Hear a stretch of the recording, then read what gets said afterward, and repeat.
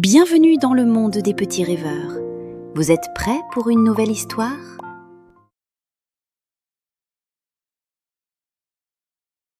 Le silence magique de Noël.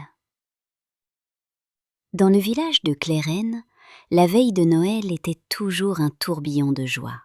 Les cloches tintaient, les enfants riaient, les chants glissaient d'une maison à l'autre comme des flocons lumineux.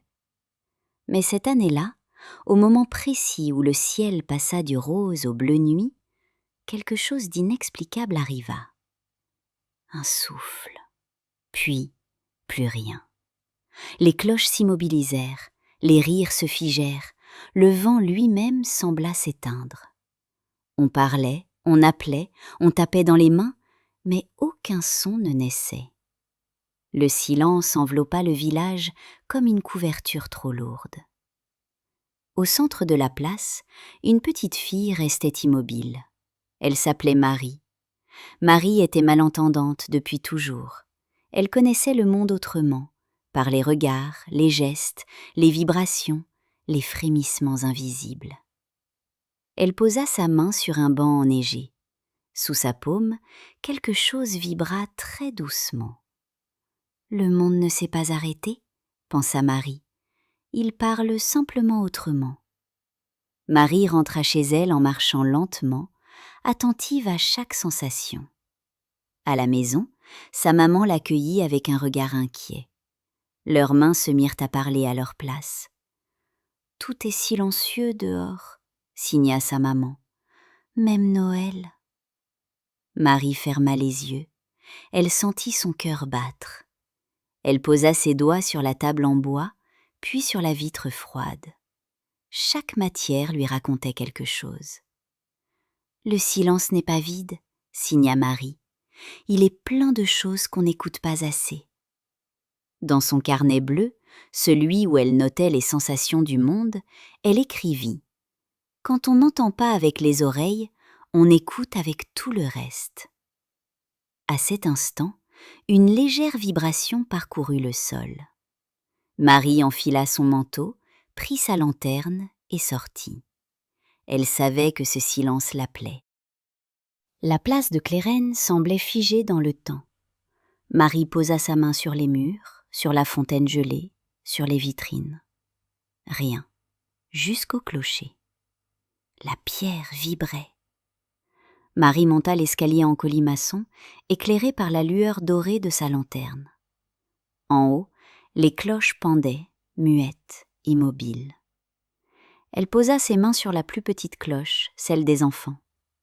Une vibration douce lui traversa les bras. Dans son cœur, Marie comprit. Les sons n'avaient pas disparu, ils étaient retenus.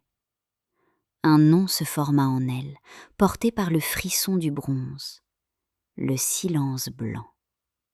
Guidée par les vibrations, Marie suivit une piste invisible jusqu'à la lisière de la forêt. Là, l'air était plus dense, plus froid, presque figé. Le silence blanc n'était pas méchant, il voulait protéger les sons du monde, les garder à l'abri. Mais à force de les enfermer, il les avait étouffés. Marie posa ses mains sur le tronc d'un vieux sapin. Une onde chaude répondit. « Les sons savent vivre », murmura-t-elle sans voix. « Tu peux les laisser sortir. » Le silence blanc frissonna, hésitant. Il sentait que cet enfant comprenait ce que les autres n'entendaient pas. Marie leva les mains et signa lentement « Fais confiance ». Marie retourna sur la place du village. Les habitants s'étaient rassemblés, perdus. Elle monta sur le rebord de la fontaine et leva sa lanterne. Ses mains commencèrent à parler. Elle racontait l'espoir, elle dessinait des cœurs, des lumières, des respirations profondes. Les enfants imitèrent Marie, les adultes suivirent. Tous posèrent leurs mains sur leur cœur, puis sur le sol.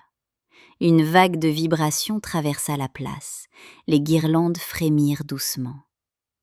Le silence blanc s'allégea. Marie remonta au clocher. Elle entoura la corde de la cloche avec son écharpe pour la réchauffer. Elle posa sa joue contre le bronze froid. « Respire. » En bas, le village suivait le rythme. Marie compta lentement dans son cœur. À la dernière respiration, la cloche vibra. Un tintement minuscule naquit, fragile comme un flocon. Marie sourit. Le son n'avait pas été forcé. Il avait été invité. Dans l'église éclairée par des bougies, Marie guida un concert sans bruit. Les gestes remplaçaient les instruments. Une main ouverte devenait une lumière. Un pas lent devenait une pulsation. Un regard devenait une mélodie. Le silence blanc se transforma en brume fine et brillante. Puis une cloche sonna, puis une autre. Les sons revenaient. Les cloches de Clairen sonnèrent à nouveau, les rires éclatèrent, les chants retrouvèrent leur place. Marie rejoignit sa maman sur la place.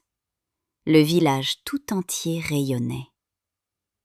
Ce Noël-là, chacun comprit que le silence pouvait être une richesse et qu'il existe 1000 façons d'écouter. Depuis ce jour, chaque veille de Noël à Clairen, on garde une minute de silence pour se souvenir de Marie, l'enfant qui écoutait autrement et qui rendit au monde les sons magiques de Noël. Bonne nuit mes petits rêveurs. Merci d'avoir rêvé avec nous. À très vite pour une autre aventure et abonne-toi pour ne rien manquer.